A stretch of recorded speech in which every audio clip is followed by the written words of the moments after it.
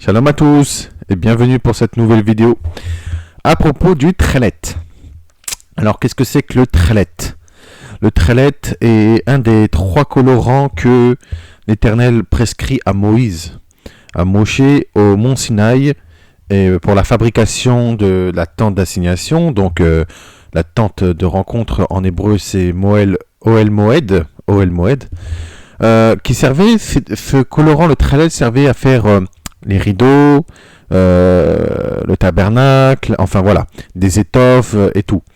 On retrouve le mot tchelet plus de 41 fois dans le Tanakh. Donc dans Tanakh, c'est un acronyme de Torah, Nevim, Ketuvim, donc la Torah, les prophètes et les Écritures, que les chrétiens appellent Ancien Testament, mais moi j'appelle Tanakh, puisque les alliances de l'Ancien Testament sont toujours valables, et ils ont été renouvelés en Yeshua. Voilà, ils ont été renouvelés, puisque Yeshua l'a dit, je ne suis pas venu pour abolir, mais pour accomplir. Tout a été renouvelé par le sacrifice de Yeshua.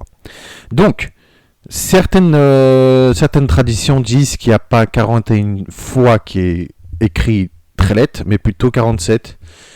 Moi, je reste, selon mes dires, c'est 41 fois après vérification que j'ai trouvé plus de 41 fois dans l'ancien, donc le Tanakh. Il faut savoir que les 3 couleurs qui étaient bibliques à cette époque-là, c'était les 3 couleurs principales. Les 3 principaux couleurs étaient le tchelet, qui est traduit par bleu azur, ou alors bleu turquoise, ou bleu indigo, ou même bleu violacé, ou même bleu ciel. Donc il y avait le tchelet, donc le bleu, on va rester sur bleu azur, bleu turquoise, ou bleu indigo, comme vous voulez. Il y avait le tchelet, il y avait le argaman, qui est traduit par pourpre. Et nous avons le tolat sheni, le cramoisi. Donc nous avons le bleu, le pourpre et le cramoisi qui étaient les 3 couleurs principales pour la fabrication des vêtements royaux, pour la fabrication du tabernacle, de la tente d'assignation, les tapis, les rideaux, et même la tenue du grand prêtre, du Kohen Gadol. Donc, pourquoi nous on devrait utiliser le tchelet, puisque même on voit que c'est des couleurs royales, des couleurs royaux, puisque même dans Esther, nous voyons que c'est écrit dans Esther chapitre 8 verset 15, est écrit Mardoché, qui est Mordechai en hébreu, sorti de chez le roi avec un vêtement royal bleu et blanc, une grande couronne d'or et un manteau de bisus et de pourpre. La ville de Sus poussait des cris et se réjouissait. On voit que à travers ce passage que le tchelet, le bleu royal, le tchelet et le pourpre sont là-dedans, donc ce sont des vêtements royaux. En même temps, les Juifs actuellement portent, avec le drapeau d'Israël, du bleu et du blanc. Le bleu ressemble au tchelet et le blanc le talit, comme selon ceux qui ont fabriqué le drapeau ont dit. Donc on voit que le tchelet fait partie du tzitzit dans Nombre chapitre 15 versets 37 à 41, mais il y a aussi ceux qui ont fabriqué le drapeau d'Israël actuel ont créé le drapeau selon comme un talit avec des bandes de tchelet qui ont voulu ressembler comme au tzitzit également. Donc ce sont des vêtements royaux, le tchelet, le argaman et le tolat sheni, donc le bleu, le pourpre et le cramoisi. À cette époque-là, ces 3 couleurs coûtaient extrêmement cher.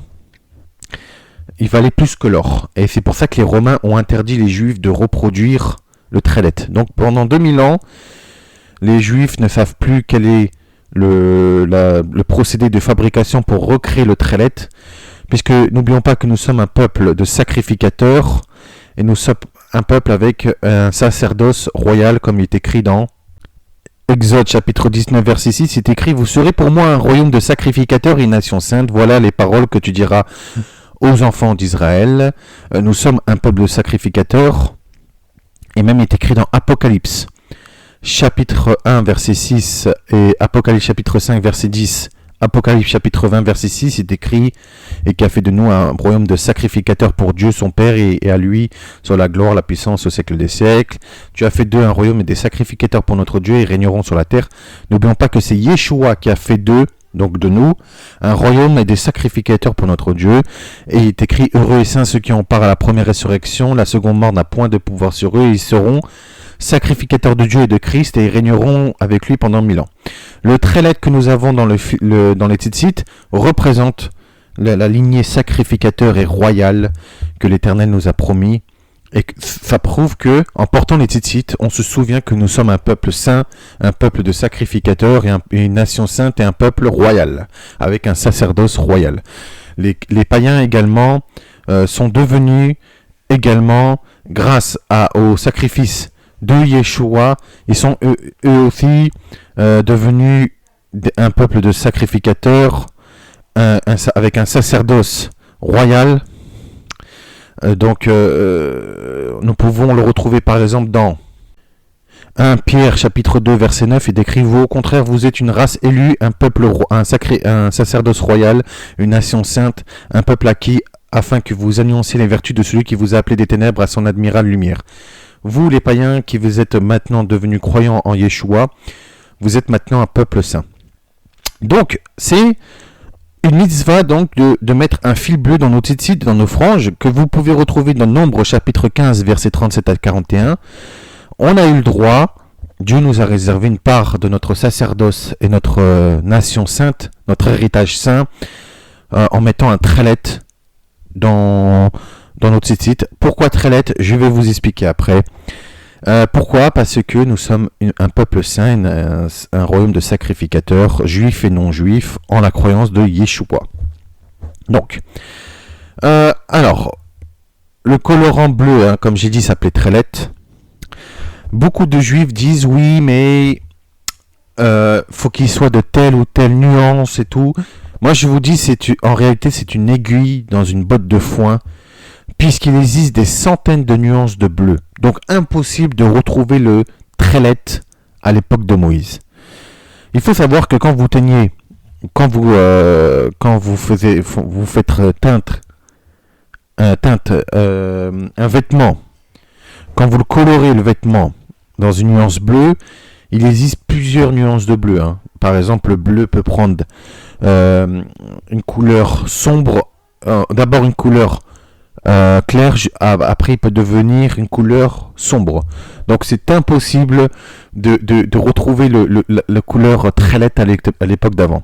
Donc les nuances bleues qui sont acceptées pour le trélet, c'est le bleu indigo, le bleu ciel, le bleu azur, le bleu turquoise ou le bleu violacé. Puisque le bleu violacé également est acceptable, puisque avant il y avait un mélange de bleu et de violet, ce qui faisait que c'était une couleur royale, un mélange de bleu et de pourpre. C'est magnifique. Malheureusement, on n'en trouve plus. Donc, mais voilà, toute nuance de bleu est acceptée, bien évidemment, et le mieux c'est d'être 100% naturel. Maintenant, le fameux trélet est fabriqué en Israël, dans une société qui s'appelle Ptil Trélet à Kfar Adumim, en Israël, sauf que c'est fabriqué à partir du sang d'un gastéropode appelé Murex trunculus. En hébreu, le fameux rilazone. Vous savez, ce sont des mollusques ils prennent le sang du mollusque pour teindre le vêtement. Mais d'où vient cette information à propos du rilazone? Parce qu'ils utilisent dans la société Ptil Trélet à Kfar Adumim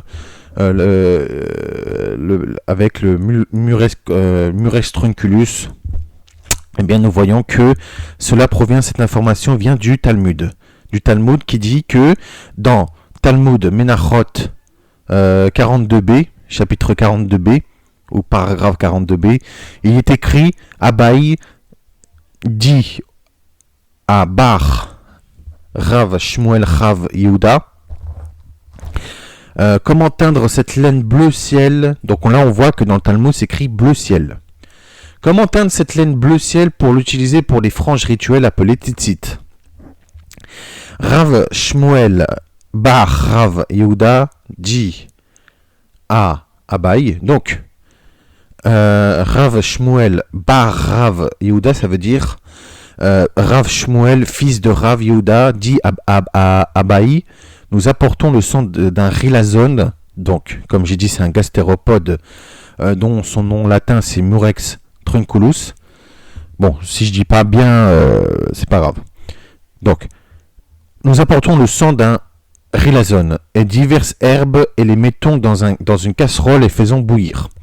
Et puis nous prenons un peu du colorant résultant dans une coquille d'œuf et le testons en l'utilisant pour teindre une liasse de laine pour voir si elle a atteint la teinte souhaitée. Et puis nous jetons cette coquille d'œuf et son contenu et brûlons la liasse de laine. Donc là c'était... il faisait ça pour... c'était une sorte de test.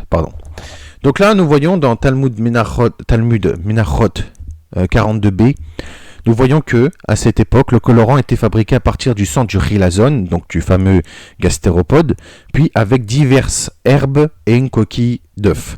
Donc là on voit que c'est que les juifs actuellement ont gardé le rilazone, mais ils n'ont pas gardé la coquille d'œuf ni les herbes. Maintenant c'est avec de la chlorure de sodium, enfin voilà, c'est avec une substance chimique qui permet de prendre et de colorer le vêtement. Donc, il est écrit aussi dans le Talmud cette explication. Le Talmud enseigne que la couleur trélet peut être décrite de la façon suivante. Elle vous rappellera la couleur. Donc le trélet rappellera le amer, qui elle vous rappellera le ciel, et vous penserez au trône céleste, puis enfin au Créateur. Donc le trélet que nous portons dans nos tzitzit représente à la fois le ciel, la mer, le trône céleste et enfin le Créateur. C'est écrit dans Menachot, paragraphe 43b. Cela concorde bien avec le trône de l'Éternel et de Yeshua qui sont en pierre de saphir, comme il est écrit dans Exode chapitre 23 verset 10, il est écrit « Ils virent le Dieu d'Israël sous ses pieds, c'était comme un ouvrage de saphir, transparent comme le ciel lui-même dans sa pureté. » Pour eux, les historiens bibliques disent que le lapis lazuli était sans doute le saphir de l'époque, mais on voit bien que le saphir et le lapis lazuli sont d'une couleur bleu indigo ou bleu royal. Donc le tzitzit doit ressembler, certains disent, à un bleu indigo ou un bleu royal. Donc il écrit aussi dans Ézéchiel chapitre 1 verset 26, au-dessus du ciel qui était sur leur tête, il y avait quelque chose de semblable à une pierre de saphir en forme de trône, et sur cette forme de trône apparaissait comme une figure d'homme placée dessus en haut. Et ensuite il est réécrit dans Ézéchiel chapitre 10 verset 1, je regardais et voici sur le ciel qui était au-dessus de la tête des chérubins, il y avait comme une pierre de saphir, on voyait au-dessus d'elle quelque chose semblable à une forme de trône. Seulement il y a un problème. Là, il y a un problème, parce que le rilazone, le fameux rilazone, c'est un escargot. Bien qu'il produit du bleu indigo, je suis bien d'accord, malheureusement, l'escargot et le mollusque sont impurs. C'est ça le problème. Parce que dans la Torah, il est écrit que seulement les poissons qui ont des écailles et des nageoires sont considérés comme purs. Les coquillages n'ont point de nageoires et point d'écailles, ils sont donc impurs. Regardons dans Lévitique chapitre 11, verset 8 à 12, il est écrit « Vous ne mangerez pas de leur chair, et vous ne toucherez pas de leur corps mort.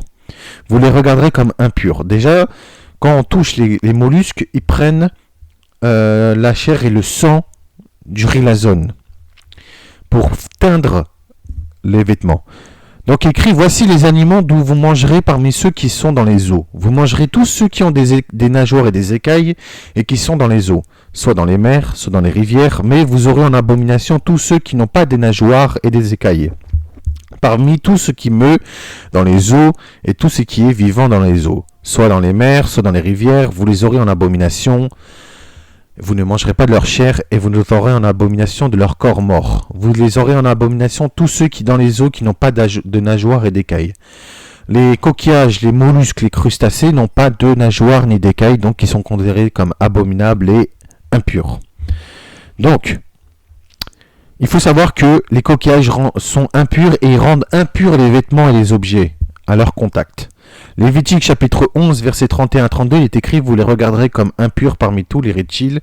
Quiconque les touchera, mort sera impur jusqu'au soir. Tout objet sur lequel tombera quelque chose de leur corps, mort sera souillé. Ustensiles de bois, vêtements, peaux, sacs, tout objet dont on fait usage, il sera mis dans l'eau et restera souillé jusqu'au soir, après quoi il sera pur. Donc là, nous voyons que les talites sont donc souillés par le sang du rilazone. Donc, il faut savoir une autre chose aussi. C'est que les Égyptiens à l'époque d'avant, puisque les lois ont été données après la sortie d'Égypte, les Égyptiens teintaient aussi leurs vêtements avec des plantes et des herbes. Quelquefois avec des sangs d'animaux, mais aussi avec des plantes et des herbes. Et il faut savoir une chose, c'est que à cette époque, la seule couleur que la laine pouvait supporter, qui pouvait la garder en elle-même, c'était le bleu. Et pareil pour le lin. C'est surtout le lin que c'était la seule couleur qui pouvait supporter, c'est le bleu. Malgré que la laine, toute couleur, peut être teinte dans la laine, le lin, elle, au contraire, c'était uniquement le bleu qui pouvait rester sur le lin. C'est assez étonnant puisque même il est écrit que par exemple l'éphod du grand prêtre, donc la longue robe, sera faite en lin pur, et elle sera teinte en trélette. Donc l'Éternel savait très bien que le lin, la seule couleur du lin qui pouvait être restée sur le lin, c'était le bleu. Donc c'est assez marrant quand même. Donc il faut savoir une chose, que nous ne devons point utiliser le sang d'un quelconque animal, qu'il soit pur ou impur, car le sang c'est la vie et l'âme de l'animal. Donc, il est écrit dans Deutéronome chapitre 12 verset 23: seulement garde-toi de manger le sang, car le sang c'est l'âme, et tu ne mangeras pas l'âme avec la chair. Alors là, là c'est, pour le coup, c'est comme les vêtements doivent être teints avec le sang du rilazone. On ne doit pas utiliser, on doit se garder de prendre le sang de l'animal, car c'est l'âme et la vie de l'animal. Donc on ne doit pas utiliser du sang d'animal. Là, le rilazone, c'est son sang qui permet de faire teindre le vêtement. Vous l'aurez compris, les escargots, les coquillages et les mollusques sont donc impurs. Mais pas d'inquiétude, parce que il y en a, ils vont me dire: oui, mais comment on va faire pour teindre, comment on va faire pour trouver le rilazone, ou je ne sais quoi. Eh bien, pas d'inquiétude, il existe un moyen d'obtenir le même bleu indigo que celui des coquillages, des mollusques. C'est donc par les plantes. Et oui, il faut savoir que même les Japonais avaient découvert le moyen de teindre leurs vêtements par des plantes. Nous pouvons trouver donc des plantes qui produisent le trélette. En plus, la même couleur, le bleu indigo, notamment par les sources naturelles d'indigotine. L'indigotine sont nombreuses, mais les principales appartiennent aux Fabacées, donc Indigofera en latin, et aux crucifères, donc Isatis et Chiranthus, et aux Polygonacées, Polygonum. Par contre, si je prononce mal, excusez-moi, je vais remettre ça dans la description pour que vous vous retrouvez. Donc, il y a certaines plantes qui reproduisent le trélette. C'est assez étonnant, mais c'est la vérité. Même encore, certains Japonais, encore de nos jours, teintent leurs vêtements avec des plantes, notamment le persicaire à indigo, qu'on va voir ça tout de suite.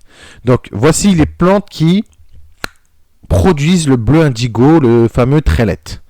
Alors, il y a l'Indigofera trinctoria, originaire d'Asie tropicale, a été introduit dans toutes les zones tropicales du monde. Donc cette plante est originaire d'Asie tropicale. Il y a l'Indigofera subfruticosa, originaire d'Amérique tropicale. Il a été introduit partout dans le monde en zone tropicale, sauf dans l'Est africain. Il y a aussi l'Indigofera recta, Originaire de l'Est de l'Afrique, il a été introduit dans toute l'Afrique tropicale et en Inde et dans le sud-est asiatique. Il y a le Loncoparcarpus, pardon, excusez-moi, c'est un petit peu dur. Cyanescens, robinier à indigo, est une fabacée arborescente des forêts de l'Afrique tropicale. Ensuite, nous avons le Isatis tinctoria, qui est le guêde au pastel, se trouve en Asie mineure ou en zone circuméditerranéenne. C'est un petit peu dur quand même, hein. Jusqu'au nord de l'Angleterre. Il y a aussi le Cheiranthus fenestralis. Une giroflée a été utilisée dans les régions nordiques. Il y a le Polygonum trinctorium, donc c'est Renoé des teinturiers, ou alors Polygonum chinense. Donc, ont été très utilisés en Chine, en Indochine et au Japon. Bien que les surfaces aient beaucoup diminué, le Polygonum tinctorium reste cultivé pour des usages traditionnels, teinture et médecine chinoise. Et ensuite, comme j'avais dit tout à l'heure, le Persicaire indigo, la Persicaria tinctoria. C'est une plante annuelle originaire d'Asie. Sa croissance est rapide et elle peut atteindre 60 cm de hauteur. Les graines sont ramenées de l'île de Sapporo au Japon. Les Japonais produisent encore de nos jours des vêtements avec du bleu indigo qui provient de la Persicaria tinctoria. Donc, ça, ce sont les plantes qui produisent le fameux trellette, donc le bleu indigo. Vous pouvez donc trouver dans les commerces des fils 100% naturels qui proviennent de ces plantes et aussi bio, fait à base de laine pure aussi. Vous pouvez vous trouver. Il faut savoir que le trellette avec le Murex trunculus en Israël coûte extrêmement cher. J'avais vu l'autre jour un paquet de 4 fils coûter plus de 40 €. Si vous allez dans les commerces bio, vous trouvez des fils 100% naturels avec le bleu indigo, le même que celui du Rilazone, pour le même prix. Et en plus, vous avez des pelotes, donc c'est encore mieux. Et en plus, ce sont des fils 100% naturels, sans aucun sang d'animaux. Je ne citerai pas les boutiques, parce que voilà, pour pas qu'il y ait ce qu'on appelle du favoritisme, ou alors comment ils appellent ça déjà, un placement de produit, voilà. Donc je préfère m'abstenir, c'est à vous de chercher vous-même, et vous trouverez des fils 100% naturels avec le teinte au colorant de ces plantes. La plupart du temps, c'est avec le Persicaire à indigo qui permet d'obtenir le bleu indigo. Pour moi, le véritable trellette, c'est celui qui est teinte avec les plantes et les herbes.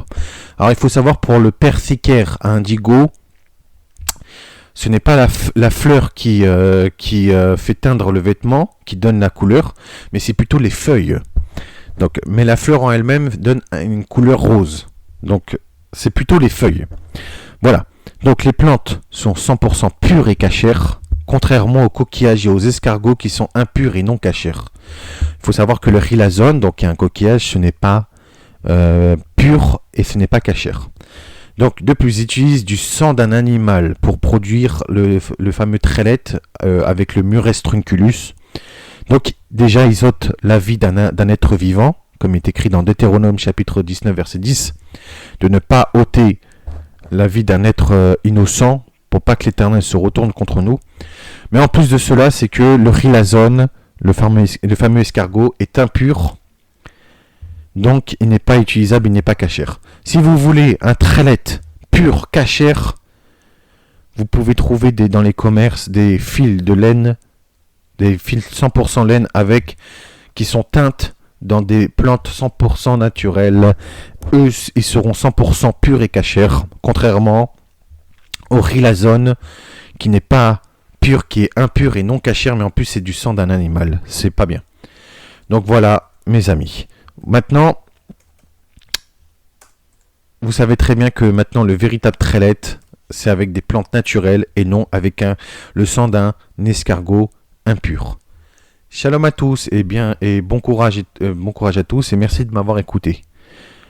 À très bientôt pour une nouvelle vidéo. Shalom.